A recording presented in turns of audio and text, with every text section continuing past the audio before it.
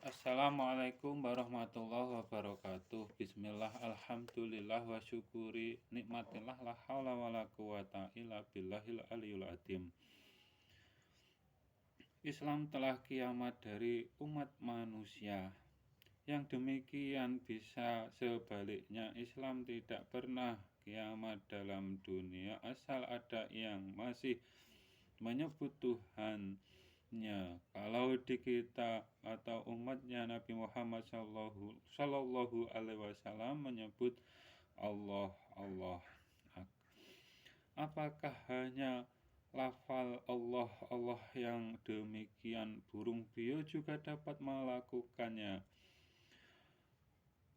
Apalagi di zaman modern ini dapat dibuat tiada berhenti bertahun-tahun, seperti lagu titik-titik yang menjadi lagu terpanjang durasinya. Yang membaca Allah Allah atau berzikir dengan lafal Allah Allah dalam pengertian sama dengan yang disabdakan baginda Nabi Muhammad Sallallahu Alaihi Wasallam. Di akhir zaman, orang-orang yang beriman hanya bertahan hidup dengan berzikir atau membaca kalimat tauhid dalam pengertian yang diilmui sampai rohani, karena walaupun membaca jutaan kali akan tetapi kalau tidak sampai ke rohani, bagaikan orang yang mati ditinggalkan rohnya. Orang-orang yang beragama yang memahami agamanya hanya dengan pikirannya atau hati, mereka hanya calon penghuni neraka kelak di akhiratnya, karena imannya dipahami hanya dengan pikiran, yang ada hanya kemusyrikan hati, atau mereka dalam kekafiran dalam dirinya sendiri, karena yang dapat dipikirkan hanya sebatas zatnya makhluk, sedangkan zatnya Tuhan hanya dapat dipahami rohani. Kiamatnya beragama karena hanya dipahami dengan pikirannya saja. Karena salah iman pasti neraka balasan amal ibadahnya. Kiamat juga dapat diartikan mati, manusia yang meninggal karena ditinggalkan rohnya.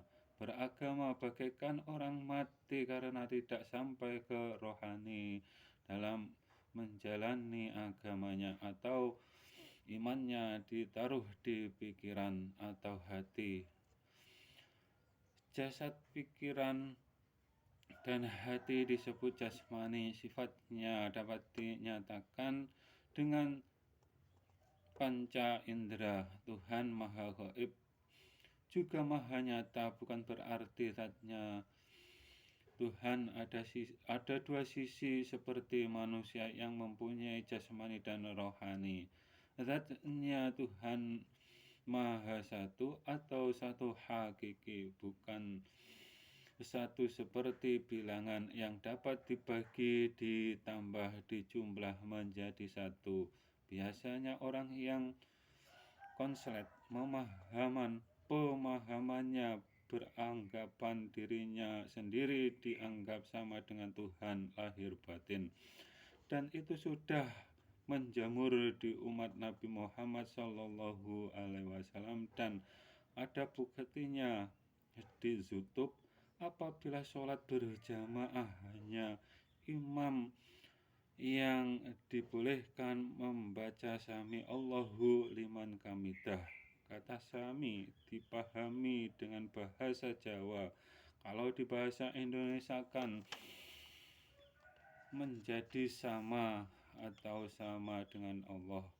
Disabdakan baginda Nabi di zaman akhir, orang-orang membaca ayat Al-Quran tidak sampai ke kerongkongannya. Yang demikian itu dapat dilihat dari cara mereka iman dengan ayat Ada yang diingkari apa tidak? Bila ingkar dengan ayat berarti mereka hanya orang-orang kafir yang melakukan syariat Islam. Dan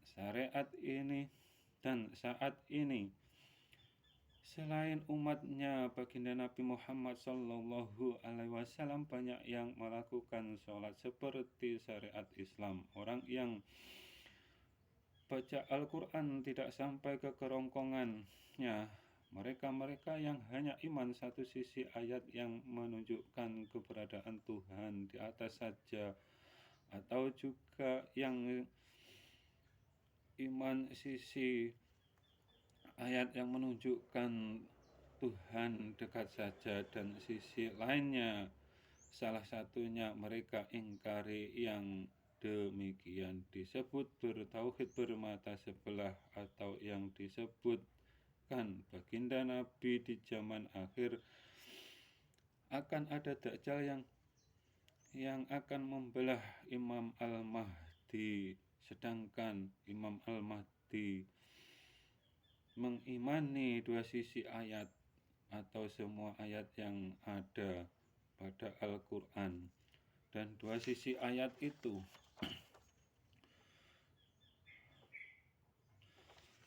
dua sisi ayat ketuhanan itu menunjukkan bahwa Tuhan Maha Tinggi, Tuhan Maha Besar, Tuhan Maha Luas, Tuhan Maha menyempitkan semua makhluknya.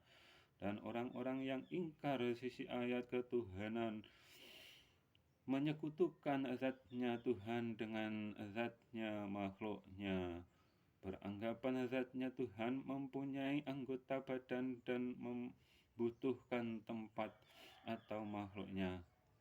Sungguh zatnya Tuhan dengan zatnya makhluk wajib berbeda.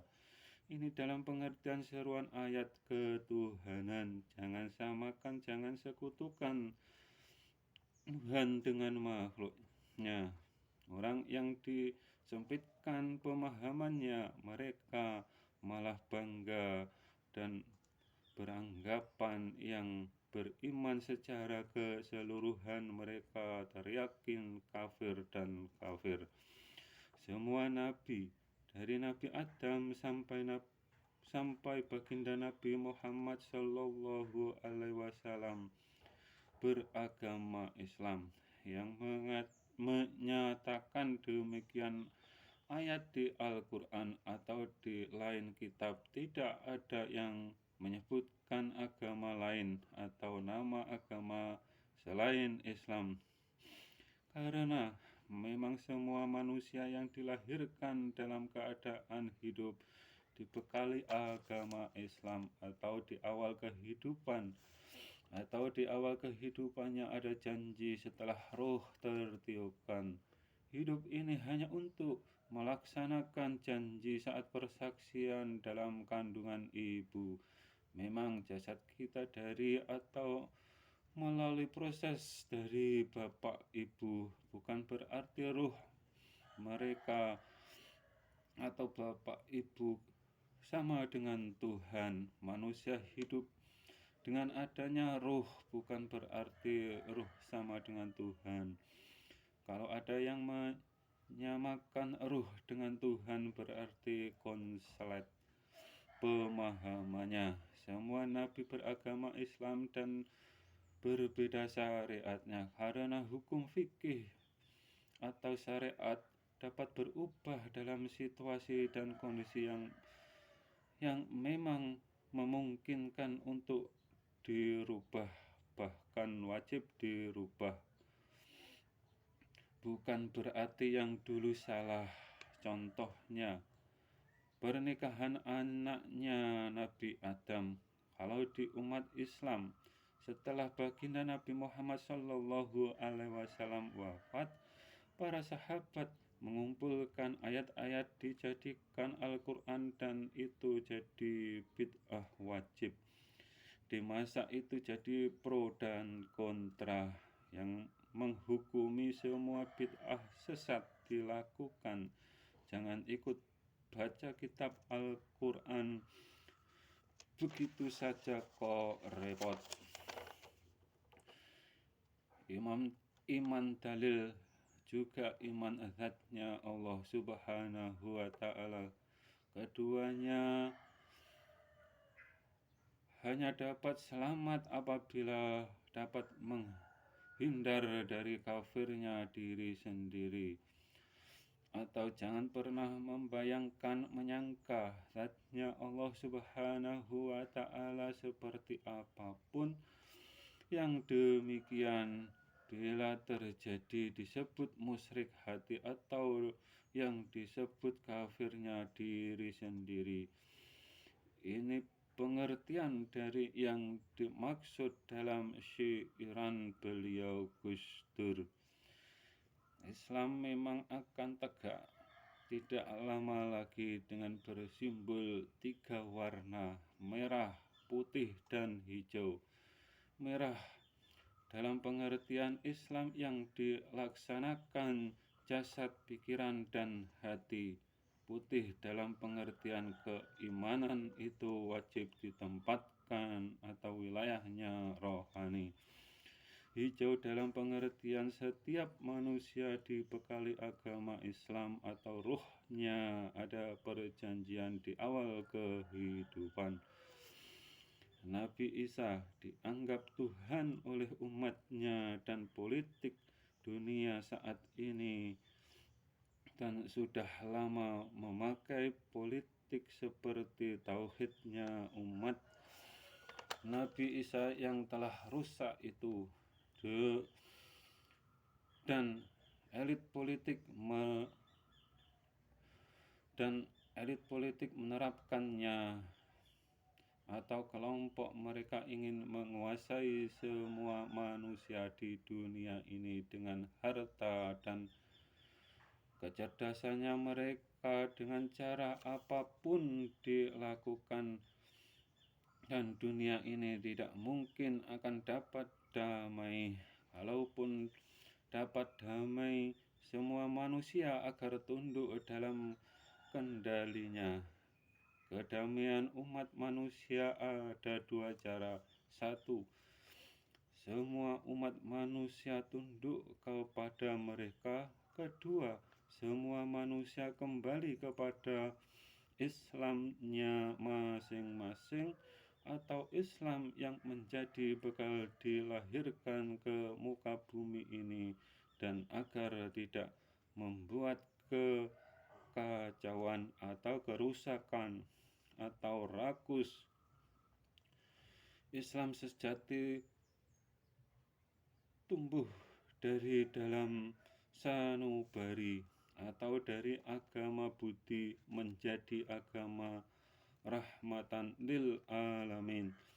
Semua manusia beragama Islam, salah iman, amal, ibadah, wassalam.